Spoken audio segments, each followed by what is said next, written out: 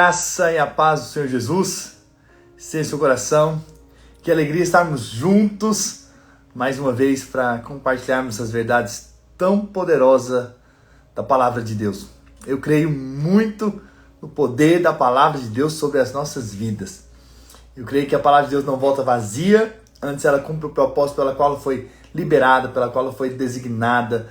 Tem um propósito ao ouvirmos a palavra, com certeza ela é alimento espiritual para nós somos edificados, nós somos transformados, nós somos marcados pelo Senhor, nossa fé é aumentada à medida que a gente ouve, com certeza, a mensagem de Cristo, e por isso eu creio no poder da palavra, porque a palavra é o próprio Senhor Jesus, e ela tem poder de mudar a nossa história, mudar nossas vidas, e eu quero declarar isso na sua vida, que nesses dias você vai ver o que você nunca viu, e vai experimentar o que você nunca experimentou, em nome do Senhor Jesus. Vamos orar para que o Espírito Santo fale conosco, para que a presença de Deus nos envolva de uma forma extraordinária hoje, em nome do Senhor Jesus. Pai, nós dependemos completamente do Senhor. Sabemos que a palavra do Senhor não volta vazia, antes cumpre o propósito pela qual ela foi liberada, pela qual ela foi designada. E eu quero declarar em nome do Senhor Jesus que a vida na tua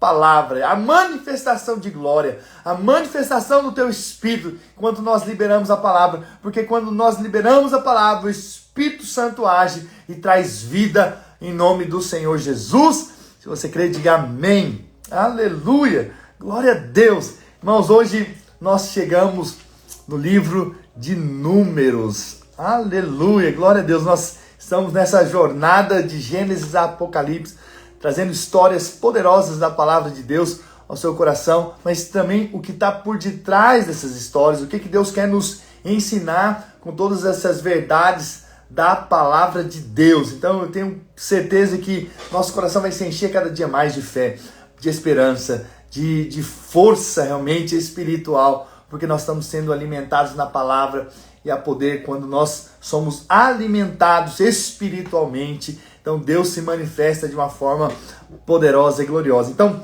hoje nós estamos dando continuidade a essas histórias bíblicas e seus princípios.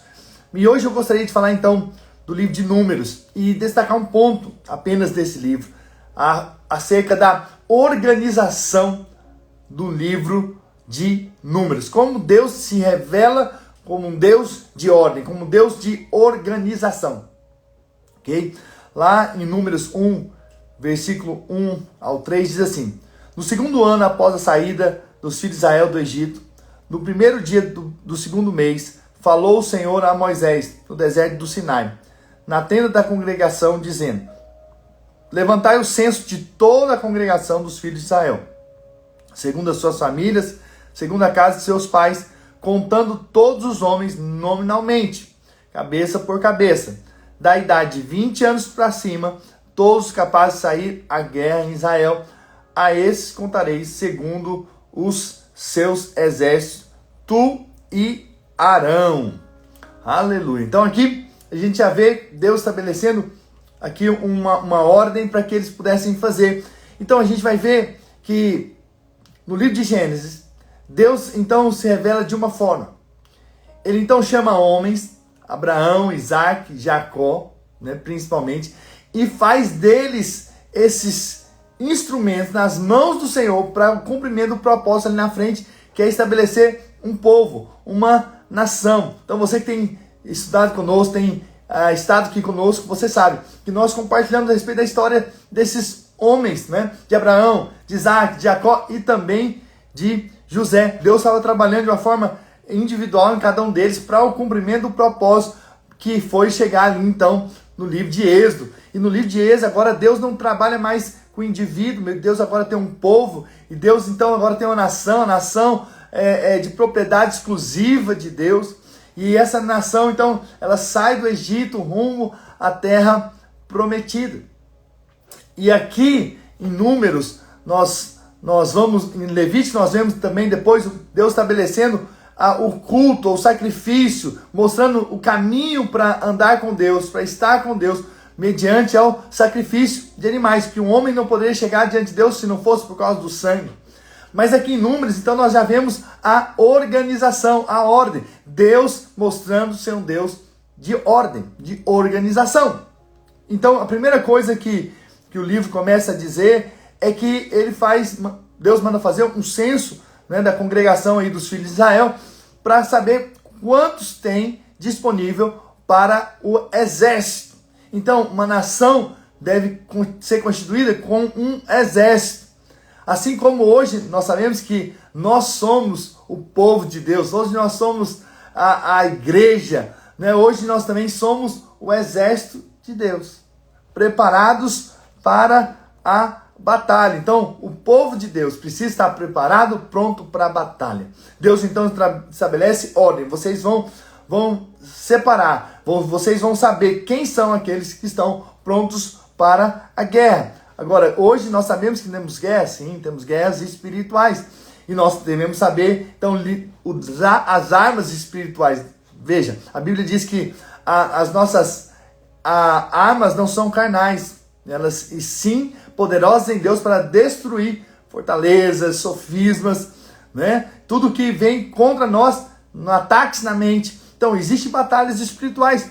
Talvez hoje mesmo você esteja enfrentando lutas, batalhas na mente, o diabo tentando te paralisar, tentando trazer um mal para o seu coração, trazendo angústia, trazendo crises, e que você, de fato, está numa batalha espiritual. E nós precisamos usar, então, as armas. Então, quando Deus estabelece ali em números já a contagem das pessoas, isso é para mostrar o seguinte: vocês vão ter lutas, vocês vão ter guerras, mas saiba que eu estou com vocês nessas batalhas. E hoje também nós temos guerras, nossas guerras espirituais. Claro que nós já entramos na guerra crendo na vitória, porque Jesus na cruz já venceu todas as nossas batalhas. E a Bíblia diz: se Deus é por nós também, quem será contra nós? Não é verdade? Então nós já entramos no time vencedor, nós já entramos com aquele que vence, né? Eu me lembro de jogar bola desde criança, e quando eu era escolhido ali para jogar no time daquela pessoa que eu sabia que era o melhor,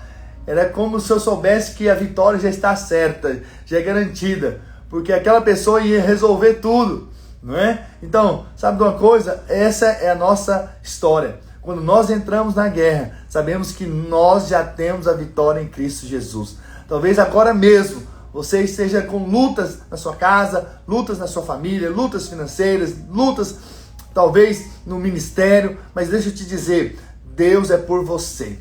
Você não está sozinho nessa batalha. Deus está contigo. Deus é por você. Então nós vencemos as batalhas com a espada do Espírito, que é a palavra de Deus.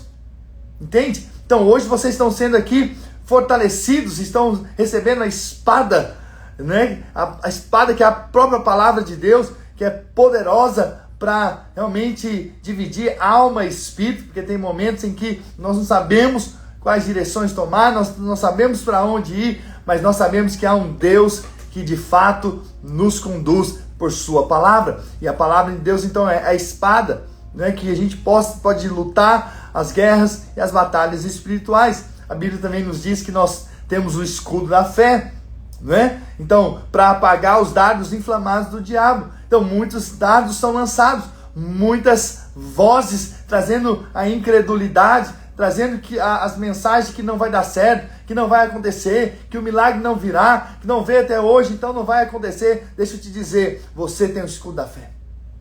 Esse escudo é para te manter firme diante dessas mentiras de Satanás, diante das acusações do inimigo, diante das obras do inimigo. Você pode se posicionar em fé, na plena certeza de que o Senhor é com você, é por você, é pela sua família, pela sua casa, pela sua vida, em nome do Senhor Jesus.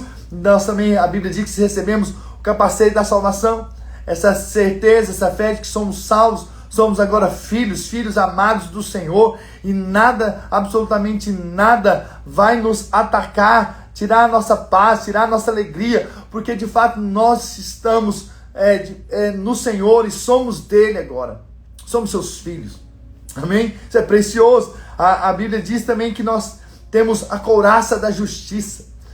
Oh, aleluia, isso é muito glorioso, porque nós sabemos hoje que o Senhor é a nossa justiça.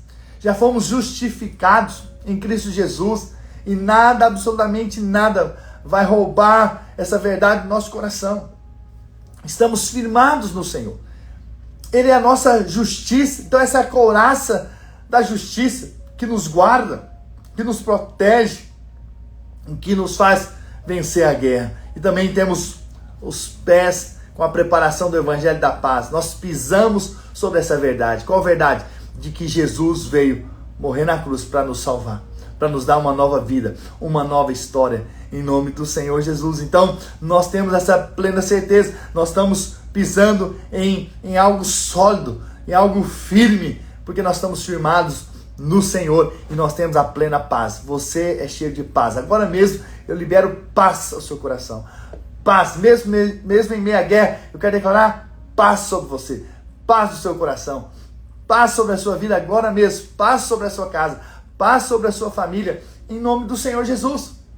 Porque nós já somos filhos amados, perdoados, justificados e temos paz com Deus. Olha o que Paulo então fala a respeito dessa armadura, né? Revestivos de toda a armadura de Deus para poderdes ficar firmes contra as ciladas do diabo. Porque a nossa luta não é contra o sangue e a carne, e sim contra os principados e potestades, contra os dominadores desse mundo tenebroso, contra as forças espirituais do mal nas regiões celestiais. Portanto, armai toda a armadura de Deus para que possais resistir no dia mau e depois de teres vencido tudo, permanecer inabaláveis. Eu quero declarar que em nome do Senhor Jesus, vocês estão revestidos dessa armadura, que faz com que vocês resistam no dia mau. Existe o dia mau, existe o dia da batalha, existe o dia que o diabo tenta armar ciladas contra a sua vida, mas eu quero te dizer e profetizar, você permanecerá firme, você permanecerá inabalável diante das circunstâncias, porque você agora faz parte do exército do Deus vivo, e o Senhor é por você. E nada e nem ninguém será contra você. Nada vai te impedir de cumprir os planos que Deus tem para a sua vida. Nada vai te impedir de alcançar todas as bênçãos que Deus tem para você e para a sua família, para o seu ministério, para a obra que Deus começou na sua vida, porque Deus é o alfa e o ômega, Ele é o princípio e o fim.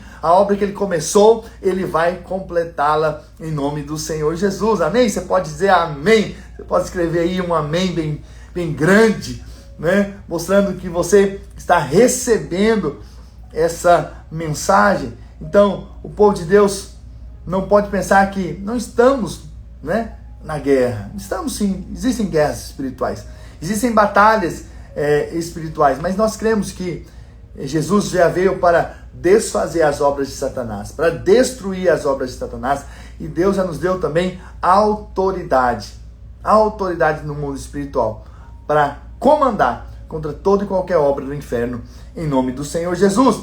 Depois nós vemos aqui também Moisés levantando os líderes, os príncipes do povo. Deus mesmo pede para ele levantar e para ele escolher um homem de cada uma das 12 tribos, que iria ser esse chefe, esse líder, esse príncipe.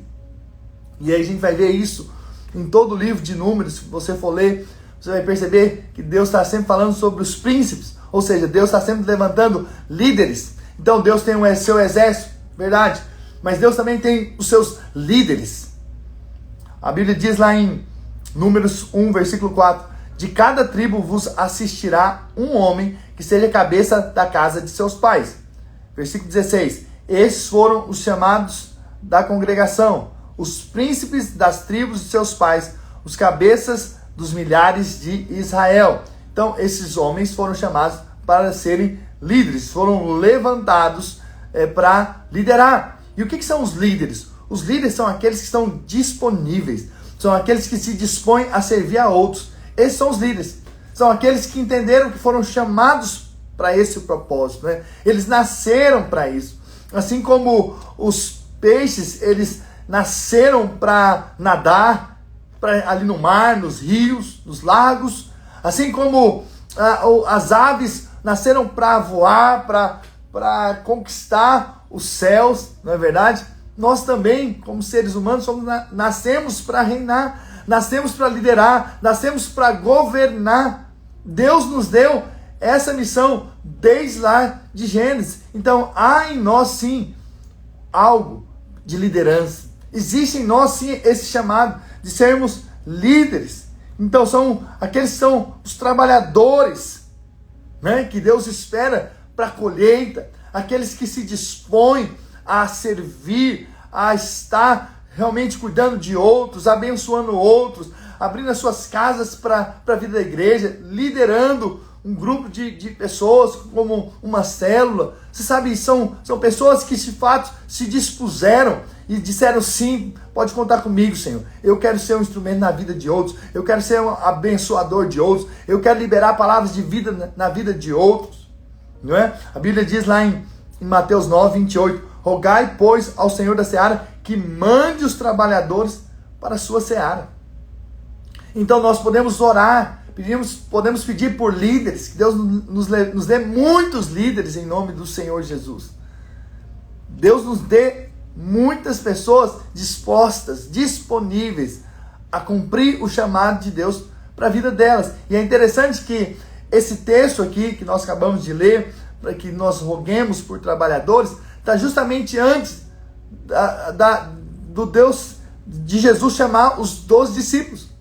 Veja, há esse texto e depois no próximo capítulo nós já podemos ver Deus chamando os 12. Isso nos mostra algo, que Deus trabalha com seus cooperadores, Deus trabalha com liderança. Há sim, com certeza, necessidades na vida da igreja. Precisa ter líderes disponíveis, pessoas que estão dispostas a servir. Por quê? Porque sempre que há uma necessidade na vida da igreja, precisa haver também líderes que se levantam, líderes cheios do Espírito Santo, líderes que vão cuidar dessa área ou dessa necessidade da vida da igreja, né?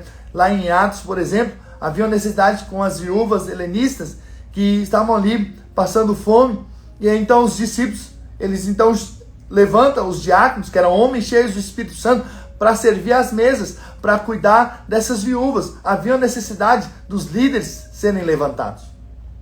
Então a igreja é feita de homens e mulheres que se dispõem a servir, se dispõem a assumir um papel de liderança, de servir ao próximo, de ajudar nas necessidades que vêm nas nossas vidas, não é verdade? Então, olha só, Deus então aqui está mostrando o seguinte: precisa levantar um exército, mas também precisa levantar líderes. E esses líderes vão cuidar também desse exército. É isso que a Bíblia está dizendo. Isso tudo Deus trazendo ordem, organização.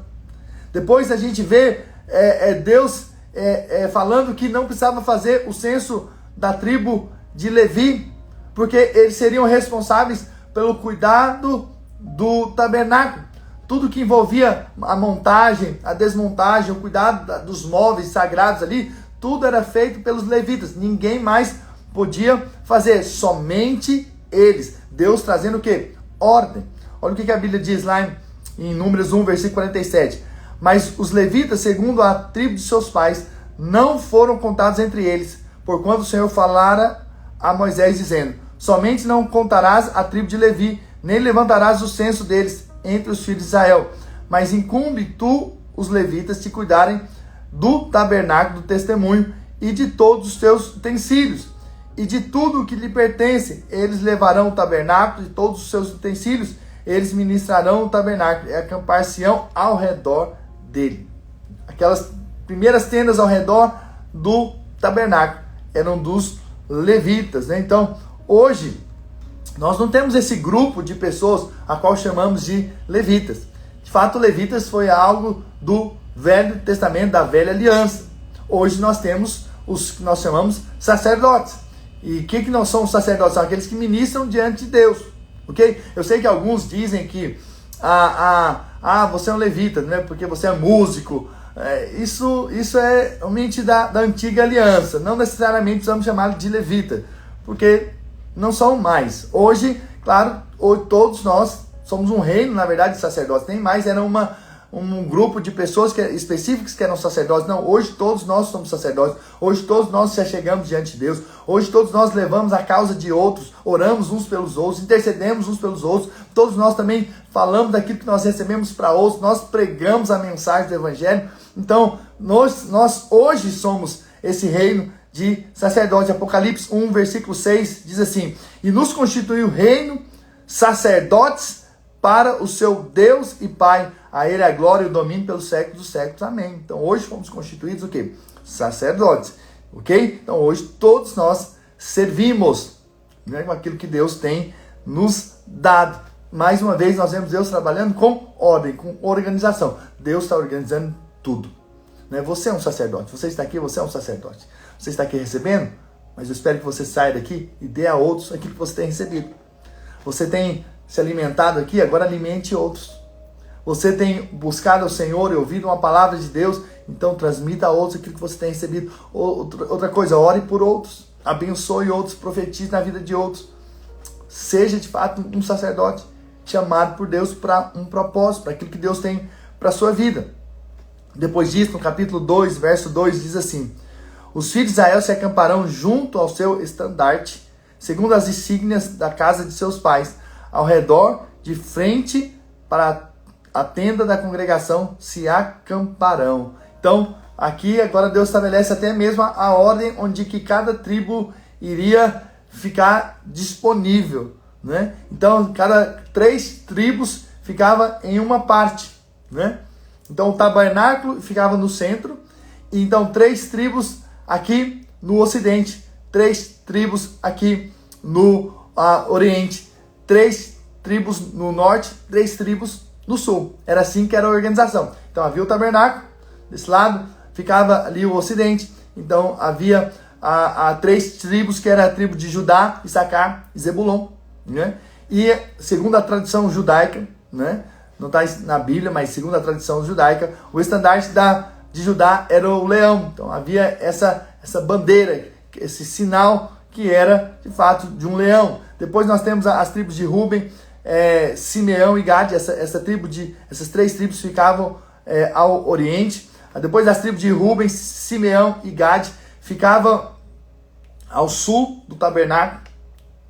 E o estandarte de Ruben era a figura de um homem, porque em cada uma dessas tinha uma liderança, uma tribo que liderava. No caso de Judá, Issacar e Zebulon era Judá. Na de Ruben, Simeão e Gade era o Ruben, né? Depois nós tínhamos as tribos de Efraim, Manassés e Benjamim, que Efraim era o líder, a tribo era uma tribo líder, e ficava ao lado ocidental, né, ao lado oposto de Judá, e o estandarte era o boi.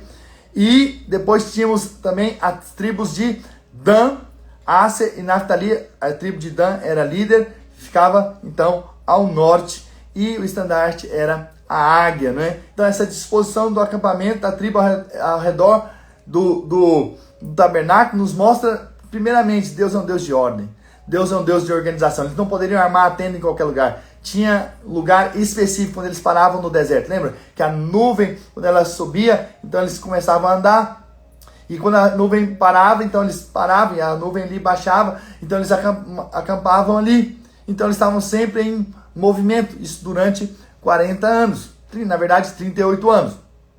Então você vê essa disposição, Deus trazendo que ordem, organização.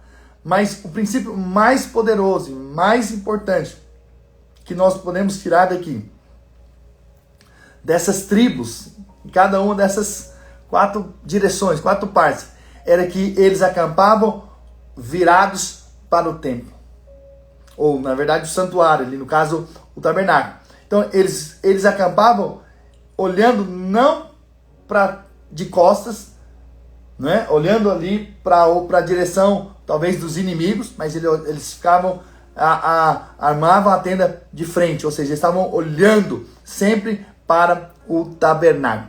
Em nenhum lugar, né, onde a guerra se monta um acampamento olhando para um lugar, a não ser que for o lugar onde vem os inimigos, né? Então, normalmente você não vai ficar de costas para o inimigo, porque senão você vai ser uma presa fácil, não é verdade? Então veja, Deus estabelece homens para a guerra, né, no que nós estudamos aqui, mas depois Deus fala assim: agora vocês, homens de guerra, fiquem olhando apenas para o tabernáculo.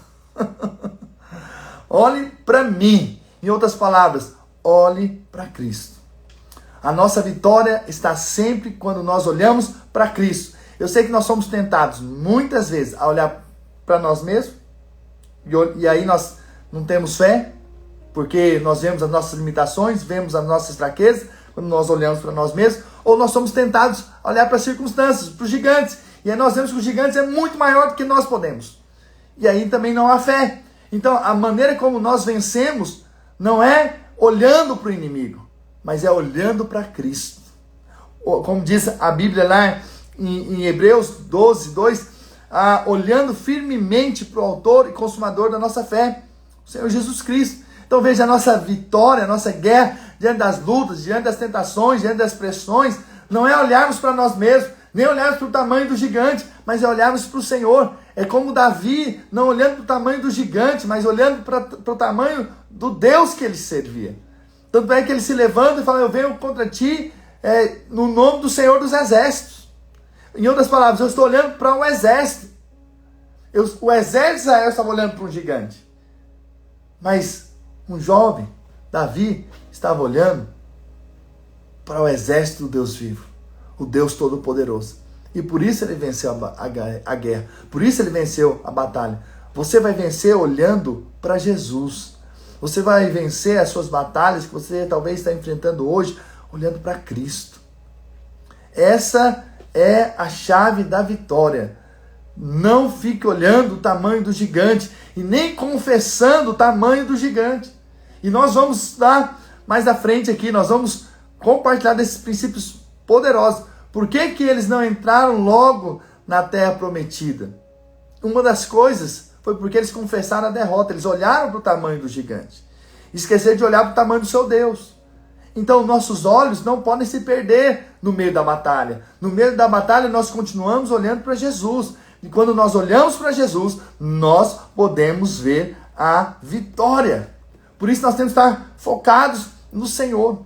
Não é? E mais à frente, no livro de Números, nós vemos então Deus estabelecendo ali ordem do que os levitas, sacerdotes fariam em cada uma das suas famílias, o que eles eram responsáveis por cada coisa no templo. Uns carregavam, uns montavam, outros se desmontavam. Então tinha toda uma ordem que é estabelecida no livro de Números. Isso para mostrar que Deus é um Deus de ordem, Deus é um Deus de organização e que Deus nos ajude, né, a sermos cada dia mais organizados nas nossas vidas, em todas as áreas das nossas vidas, sendo Deus um Deus organizador, um Deus que tem ordem. Ele também pode nos ajudar a sermos excelentes, a sermos organizados em nome do Senhor Jesus, porque Deus é um Deus bom e nos capacita, e com Ele nós podemos todas as coisas, em nome do Senhor Jesus, amém? Deixa eu orar por você, deixa eu liberar uma palavra de vida, de fé, de milagre sobre a sua vida hoje, em nome do Senhor Jesus. Pai, nessa hora eu quero liberar palavras de fé, de esperança na vida dos meus irmãos. Quero declarar que eles verão um milagre, e que essas guerras que eles têm enfrentado, o Senhor já venceu por eles, e eles de fato já têm a vitória. Eles podem crer, eles podem confessar a vitória, porque o Senhor é por eles. Porque se o Senhor é por eles, ninguém será contra eles. Nada, absolutamente nada, nem ninguém poderá resisti-los, porque eles são benditos, eles são abençoados, eles são cheios de vida. Esses que estão enfermos, eu declaro que são curados em nome do Senhor Jesus. Esses que estão passando por crises emocionais, eu quero declarar que o Senhor é a força deles, em nome do Senhor Jesus. Esses que estão passando por lutas financeiras, eu quero declarar que eles têm um milagre, as portas abertas em nome do Senhor Jesus. Eu quero declarar em nome de Jesus, esses que estão passando por lutas nos casamentos ou com seus filhos, eu quero declarar a mão poderosa do Senhor trazendo vida a esse casamento, também trazendo um relacionamento de vida, de alegria, de paz com os filhos. Também quero declarar em nome de Jesus que a conversão da nossa casa, dos nossos familiares, quero declarar em nome de Jesus que há milagres de salvação. Pai, também declaramos que viveremos de fato como o Senhor vive, viveremos também a ordem que o Senhor tem para nossas vidas, a organização. O Senhor nos capacite a colocar todas as áreas das nossas vidas em ordem, em nome do Senhor Jesus, porque nós dependemos do Senhor e esperamos no Senhor completamente. Pai, eu abençoo os meus irmãos e declaro que eles vão desfrutar de uma semana muito abençoada, cheia do Espírito Santo, cheia de fé, cheia de alegria, cheia de paz, em o nome do Senhor Jesus. Se você crê, diga amém, amém. Receba essa palavra no seu coração, em nome do Senhor Jesus. Eu gostaria muito que você, como líder, como sacerdote de Deus que você possa compartilhar com outros aquilo que você tem recebido aqui. Não deixe de compartilhar essas mensagens. Quando eu coloco lá no grupo o link do YouTube, seja um canal de Deus para compartilhar com outros, para abençoar a vida de outros. Com certeza outros também receberão essa palavra. Com certeza Deus tem muito mais para nós nesses dias, muito mais revelação, muito mais conhecimento da palavra de Deus. Você que está aqui comigo todos os dias e que veio lá desde já dos primeiros dias, você já estudou o livro de Gênesis, de Êxodo, de Levítico, com certeza trouxe mais clareza.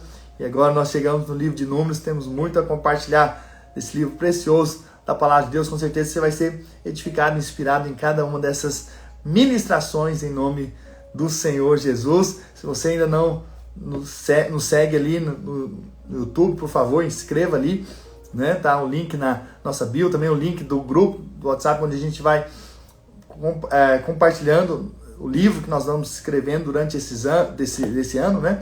Então, infelizmente nós não conseguimos entregar ainda o de fevereiro, mas vai chegar com certeza essa semana.